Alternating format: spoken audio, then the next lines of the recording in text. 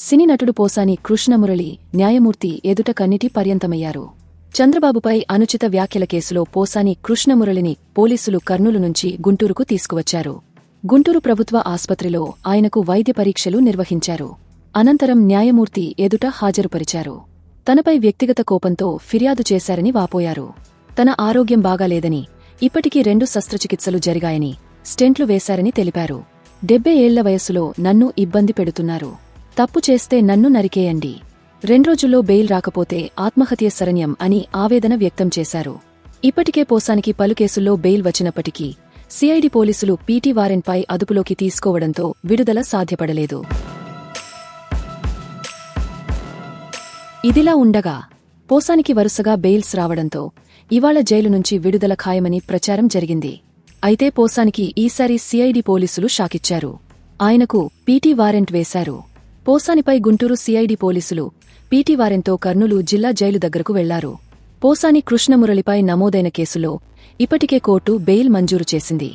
ఈ క్రమంలో ఆయన ఇవాళ జైలు నుంచి విడుదలవుతారనే సమయంలో తాజాగా సిఐడి పోలీసులు పీటీ వారెంట్ వేయడంతో పోసాని విడుదల ఆగిపోయింది. సిఐడి పీటీ వారెంట్ మాత్రమే కాదు, పోసాని కృష్ణమురళిని వారం రోజులపాటు తమ కస్టడీకి ఇవ్వాలని కోరుతూ పల్నాడు జిల్లా నరసరావుపేట టూటౌన్ పోలీసులు కోర్టును ఆశ్రయించారు. ఈ నెల 3న నరసరావుపేట పోలీసులు పోసానిని అన్నమయ్య జిల్లా రాజంపేట సబ్జైలు నుంచి పీటీ వారెంట్పై తీసుకెళ్లి స్థానిక కోర్టులో హాజరుపరిచారు. కోర్టు రిమాండ్ విధించగా ఆయన్ను ప్రశ్నించేందుకు వారం రోజులపాటు కస్టడీకి అప్పగించాలని కోరుతూ ఈ నెల 3నే నరసరావుపేట కోర్టును ఆశ్రయించారు. ఇరుపక్షాలు వాదనలు వినిపించగా ఈ నెల 8, 9 తేదీల్లో పోసానిని పోలీసుల కస్టడీకి అనుమతించింది.